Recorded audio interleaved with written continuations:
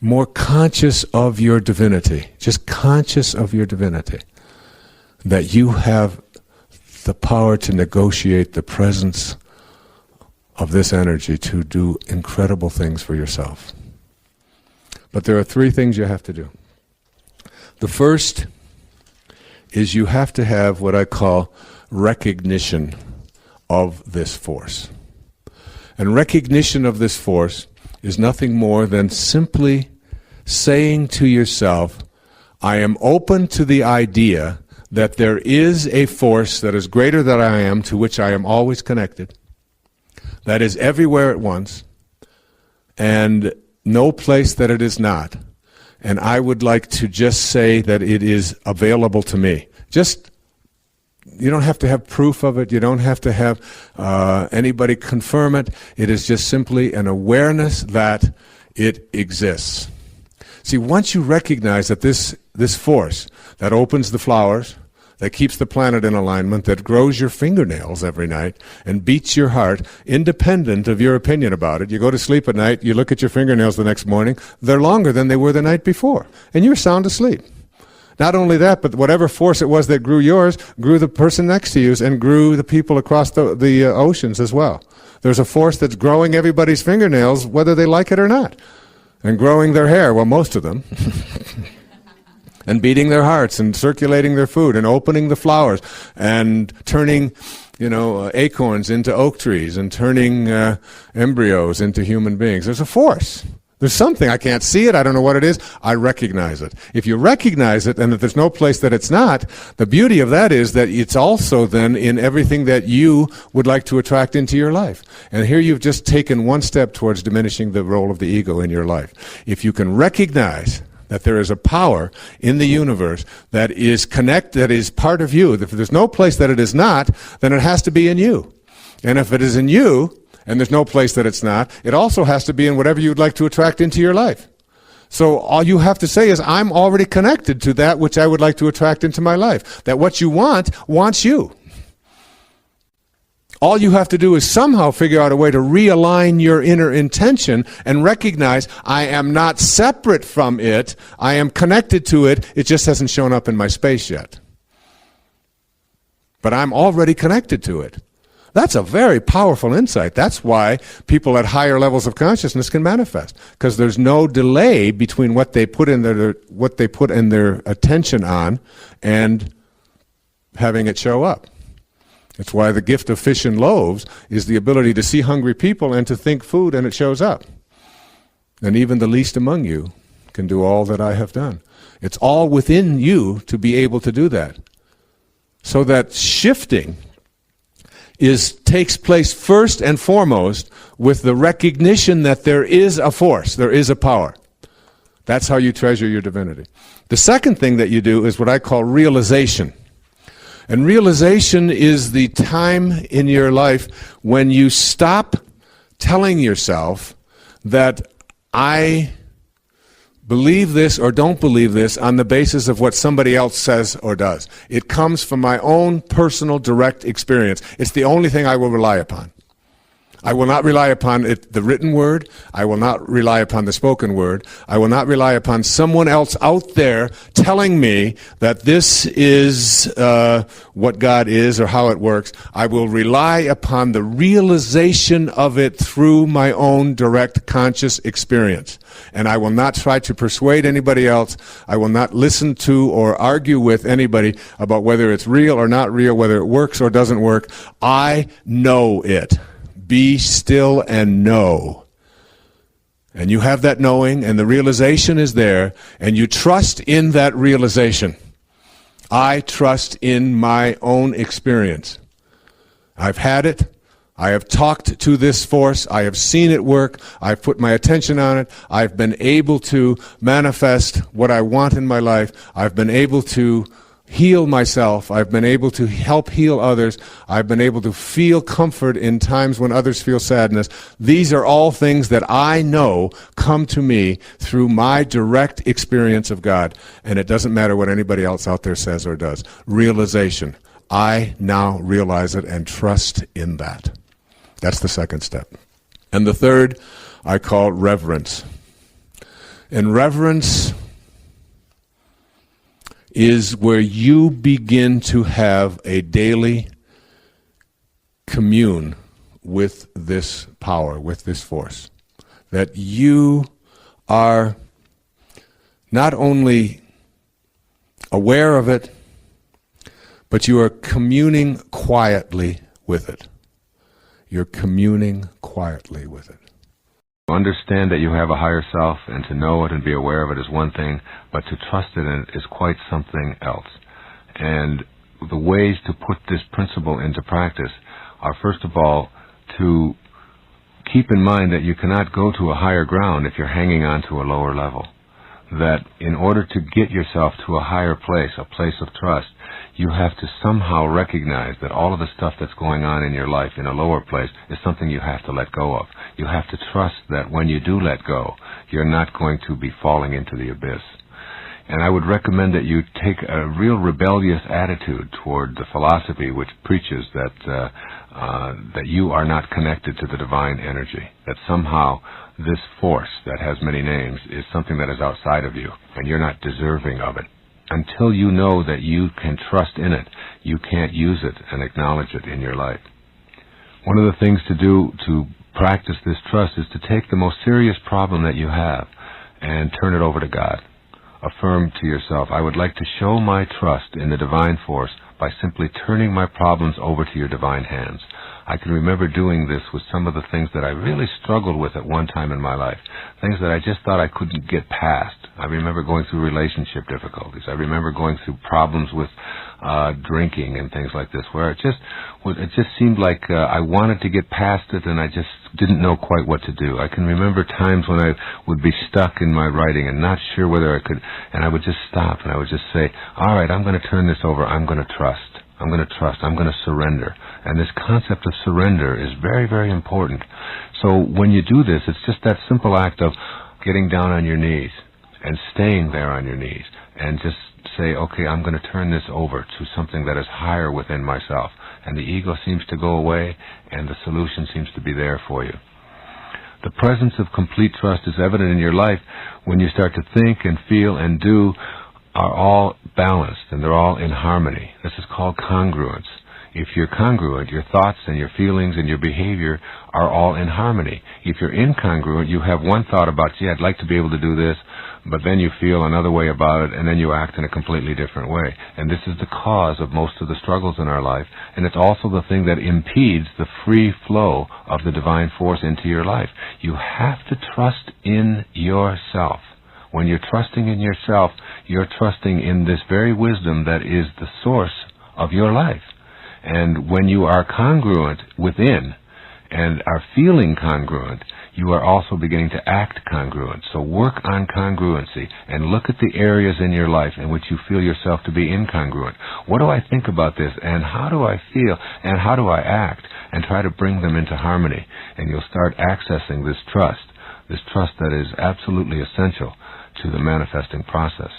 And of course, as always, you have to begin a meditation practice of contemplating the supreme principle which is beyond the pettiness of this world. And as you meditate and go within and you make conscious contact with God, God isn't something that you know about any longer. God is something that you know directly and personally. And once you have this direct conscious contact, this knowing, then trust is not anything that you'll ever have to work on again. You'll have the knowing, you'll have banished the doubt. In your silent moments of prayer, I would recommend that you're not afraid to ask for help, because what you're asking for is a more direct communication and dialogue with God, which is, of course, a part of what you are already in the first place. So that God is not this giant vending machine in the sky who's dispensing goodies to you, but God is a part of you that you are in dialogue with, and you ask for that, and you'll find yourself achieving it. I'd also recommend that you practice a 2 or 3 day regimen of just having unconditionally loving thoughts and nothing else towards one particular person in your life, whoever that might be, maybe one of your children or your in-laws or one of your spouse, or maybe someone you're struggling with or having a difficult time in communicating. And just practice, say, for this day and this day only, I am going to practice everything, no matter what they say or how they say it. I'm just going to respond internally with unconditional love. I'm not going to allow any negativity there. And watch how that relationship changes. Remind yourself that love transforms, that unconditional love is healing, that it heals the body and it heals the mind. And if you have this kind of approach to your life and don't put conditions on it, then you'll find yourself feeling much more peaceful, and you'll sleep better, and you'll enjoy your friends and neighbors more, and your prosperity will increase, because unconditional love is the same as having peace within yourself. Remember, the opposite of love is really fear. Every time you experience fear, ask yourself, what's going on that I've substituted fear here for love in this moment?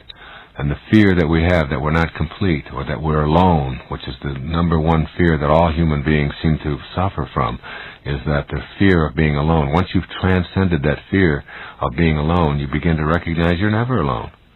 You always have divine guidance. You're always connected to this divine principle that is universal. That means it's everywhere, which means it's no place that it's not, which means, of course, that it's within you.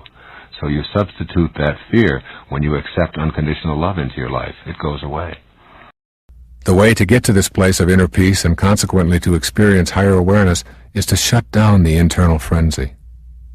The Chinese sage Seng Chan Tsen gave us the following piece of wisdom. Stop talking, stop thinking, and there is nothing you will not understand. Return to the root and you will find meaning. Look inward, and in a flash you will conquer the apparent and the void. He is counseling us to simply stop talking and stop thinking. This is the third key to the sense of peacefulness that is a part of the way of the sacred quest. I want to make it clear that peace is not the absence of conflict. Peace is the experience of the presence of God. As you learn to shut down your inner dialogue and become more peaceful, you will begin to know the presence of God in your life. That presence will be felt in both your body and your inner world. Beliefs are removed. Belief is replaced with knowing. At different times in my past, both alcohol and other substances were a part of my own life path.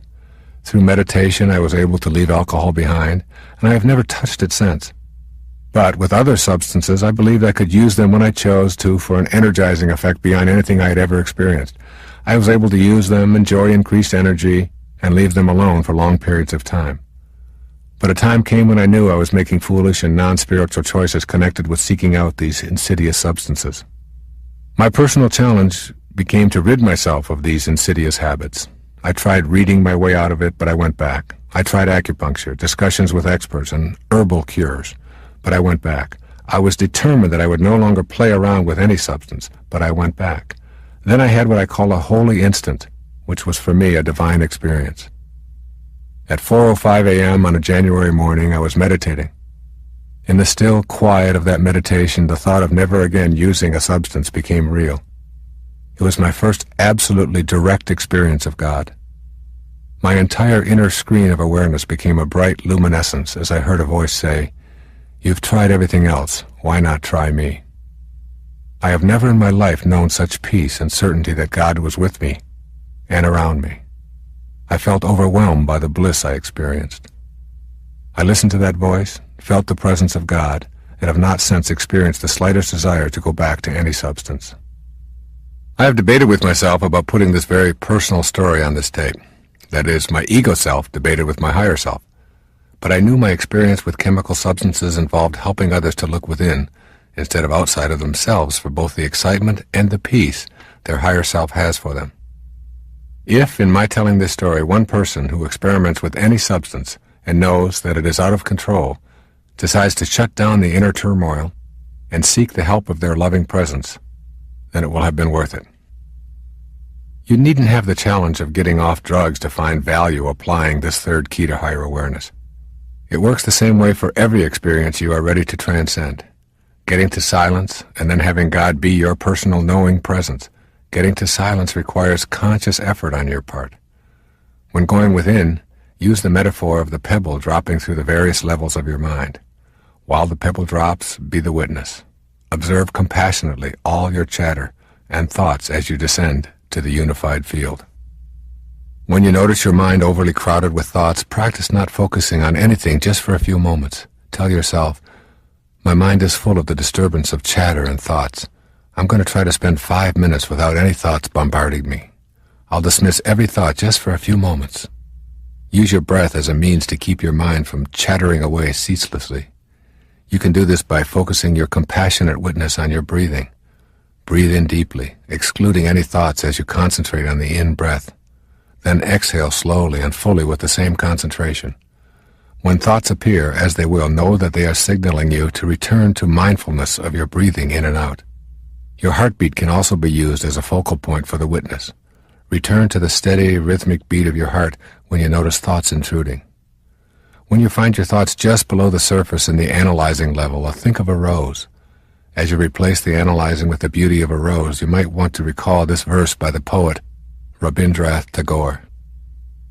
Do not carry a rose to our beloved, because in it is already embodied a message which, unlike our language of words, cannot be analyzed.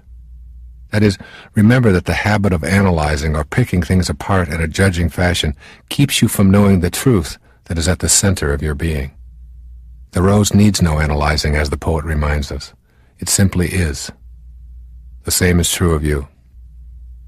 At the synthesizing level, when you are feeling the beauty and unity of life, you may discover that you are entering thoughts of pleasure about enjoying this spiritual space. Let go of those thoughts too. The ego enjoys convincing you that you are better than others because you are more spiritual or have deeper understanding. It swims through your consciousness with thoughts like those. When it does, gently send it elsewhere for this time of meditation or prayer. Just as you become what you think about all day long, so too do your relationships become what you think about. Your life and all of the relationships within it are all purposeful. Generally speaking, the quality of our lives is pretty much related to the quality of our relationship to the people in our lives. And, to add a piece to the equation, our relationships reflect how we relate to ourselves.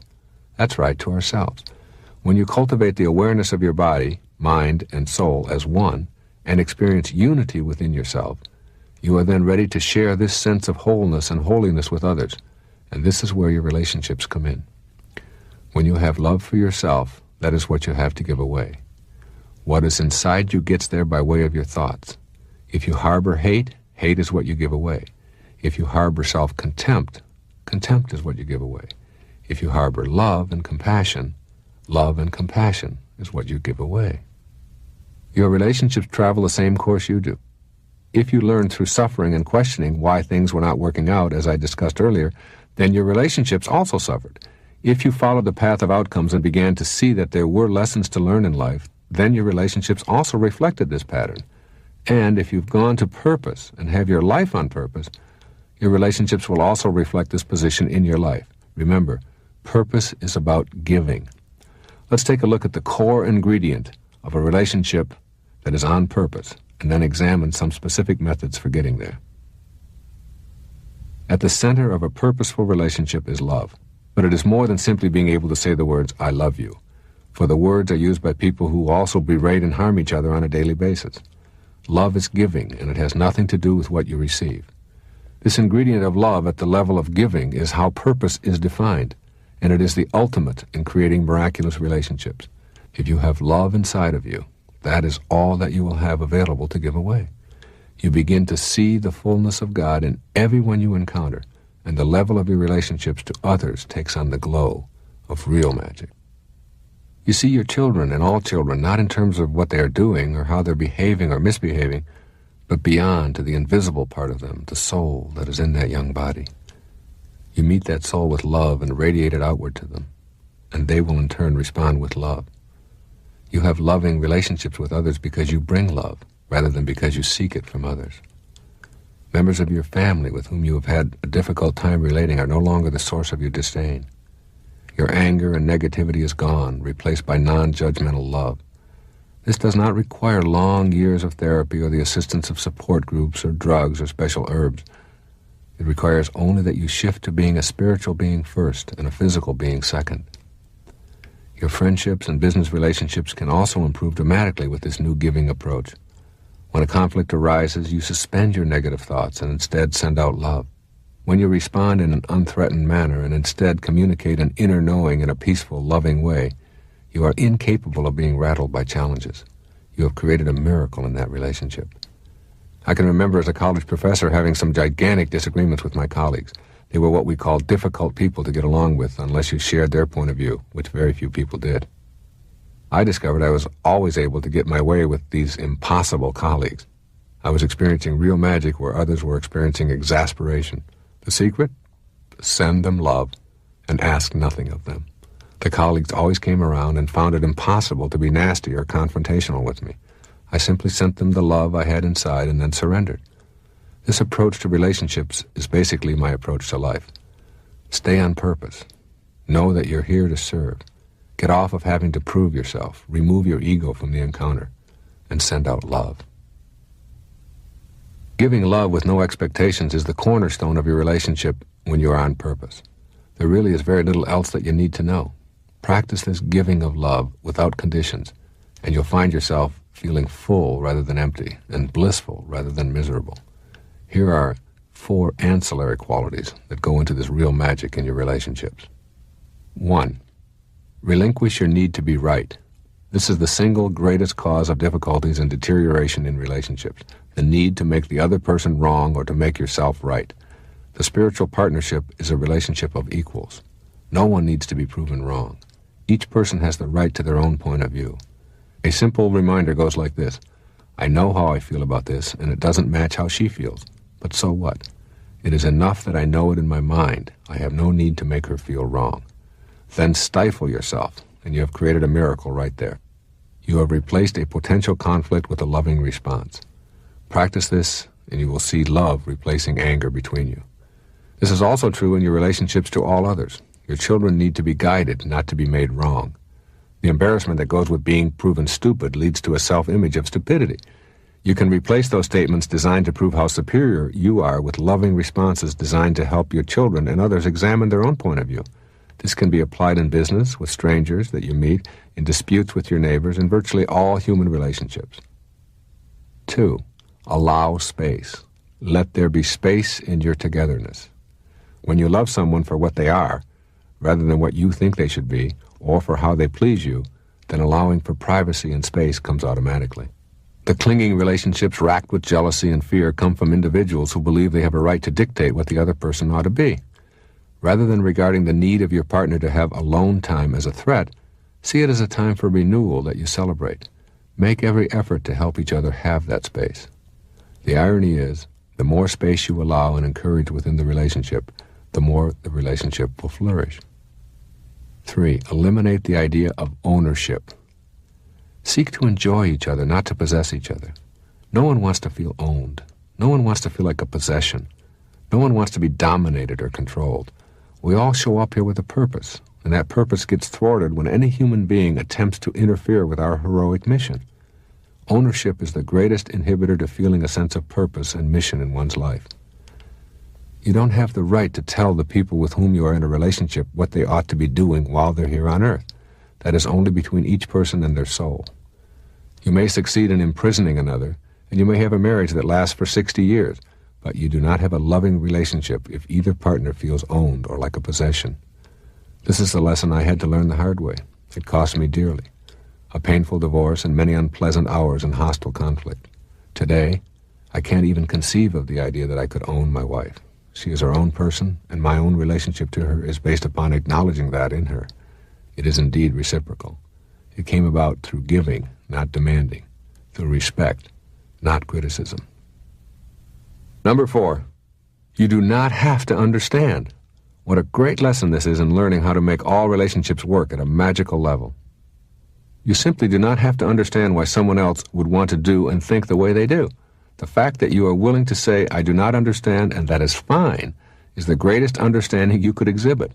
You are together not to understand each other, but to aid each other in living a life at purpose. These are the qualities that make for a purposeful relationship. They all orbit around the planet of unconditional love. Get to this place, and you will begin to see results in all of your relationships.